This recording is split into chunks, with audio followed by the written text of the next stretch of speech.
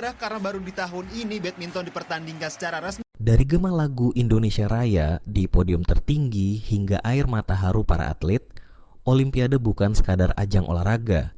Ini adalah panggung kebanggaan bangsa. Tapi, tahukah kamu bagaimana sejarah Indonesia di Olimpiade? Dan bagaimana tradisi medali ini terbentuk? Simak kisahnya sampai akhir. Setelah merdeka pada 1945, Presiden Soekarno langsung menegaskan olahraga harus menjadi ajang eksistensi bangsa Indonesia.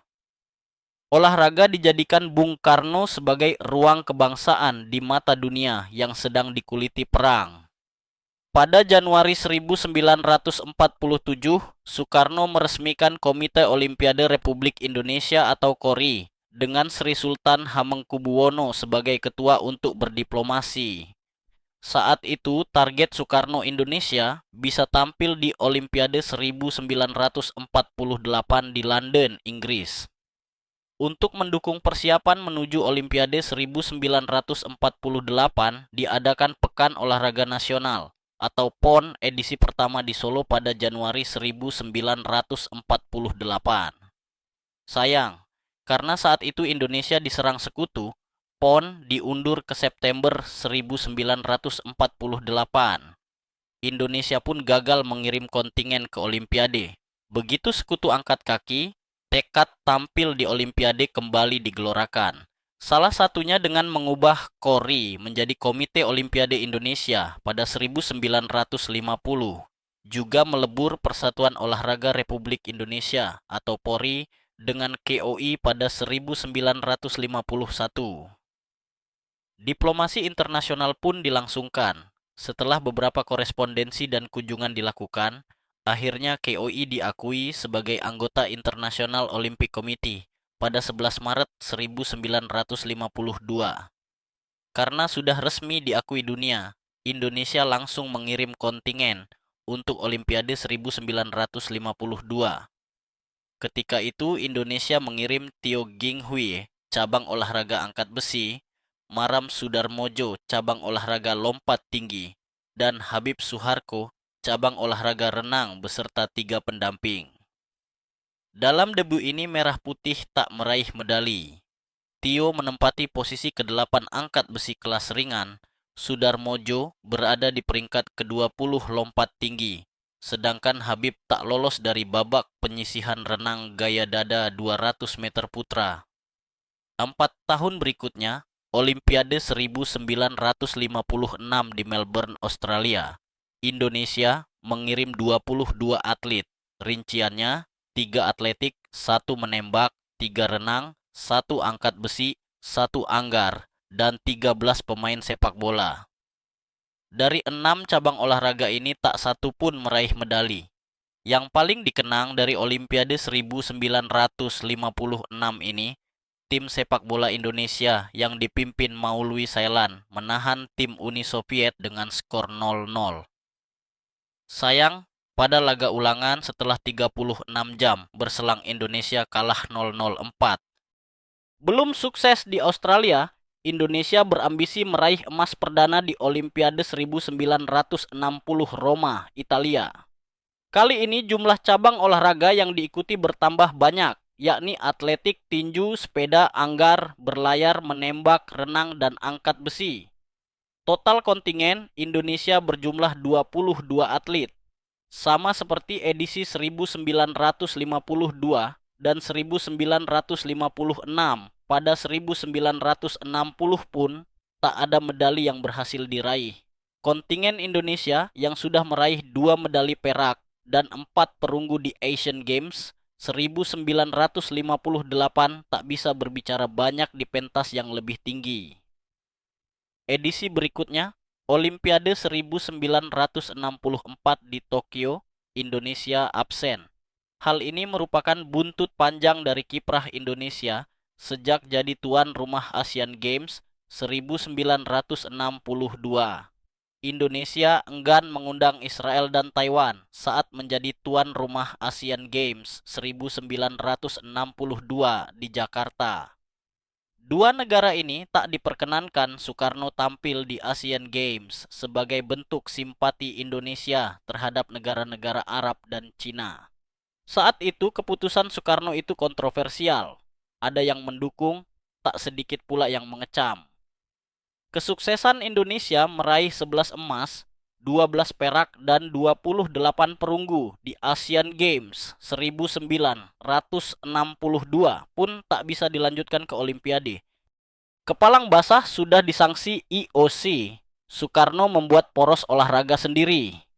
Bersama 51 negara dari Asia, Afrika, Amerika Latin, dan Eropa, Games of the New Emerging Forces atau GANEPO dilaksanakan pada 10–22 November 1963. Indonesia akhirnya kembali tampil di Olimpiade pada 1968 di Meksiko. Namun, jumlah kontingen Indonesia menyusut.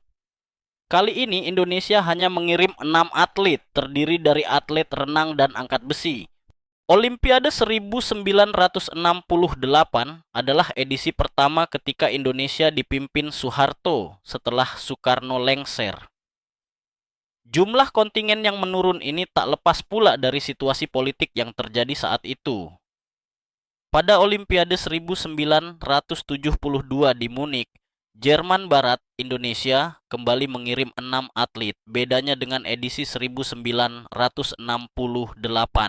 jumlah cabang olahraga yang diikuti lebih banyak, yakni memanah, atletik tinju, renang, dan angkat besi. 4 tahun berikutnya, Olimpiade 1976, Indonesia mengirim 7 atlet. Cabang olahraga yang diikuti masih sama, tetapi jumlah atlet panahan bertambah dibanding edisi sebelumnya, dari 1 menjadi 2 atlet. Setelah absen pada 1964, Indonesia kembali absen pada Olimpiade 1980. Indonesia yang dipimpin Soeharto mengikuti jejak Amerika Serikat yang memboikot Olimpiade Moskow, Uni Soviet. Pasalnya, Soviet menginvasi Afghanistan sejak 1979. Amerika mengultimatum Soviet agar menghentikan invasinya di Afghanistan pada 20 Februari 1980 sebelum pukul 00.01 waktu Amerika. Karena Soviet tak melunak, Amerika memutuskan memboikot Olimpiade yang kemudian diikuti 59 negara lain, termasuk Indonesia. 4 tahun kemudian, Indonesia bisa mengirim 16 atlet ke Olimpiade 1984 yang berlangsung di Los Angeles. Namun dari 6 cabang olahraga yang diikuti Indonesia, panahan, atletik, tinju, menembak, renang, dan angkat besi, Indonesia belum juga mengakhiri mimpi meraih medali Olimpiade. Torehan terbaik Indonesia hanya menembus semifinal lari 100 meter putra lewat Mohamed Purnomo.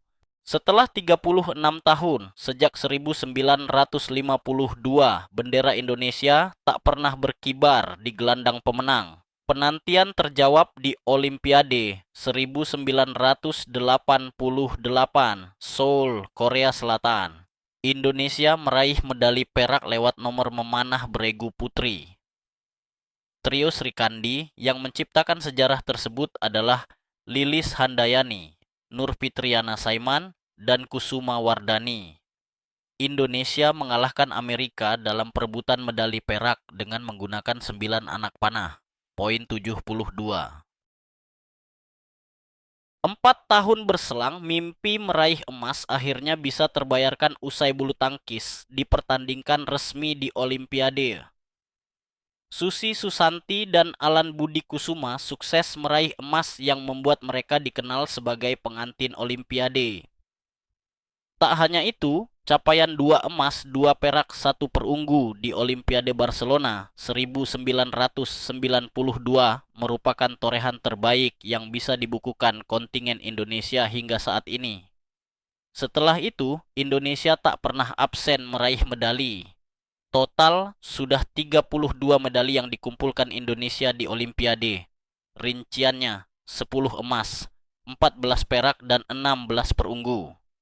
Cabur bulu tangkis jadi cabur andalan Indonesia dengan catatan 8 emas, 6 perak, dan 7 perunggu. Angkat besi mengoleksi 1 medali emas, 7 perak, dan 8 perunggu. Sedangkan panahan meraih 1 medali perak. Di Olimpiade 2020 Indonesia meraih medali emas lewat ganda putri Gracia Polii dan Apriani Rahayu, perak oleh lifter Eko Yuli Irawan, dan perunggu oleh lifter Windy Cantika Aisyah dan Rahmat Erwin Abdullah, dan dari bulu tangkis oleh Anthony Sinisuka Ginting.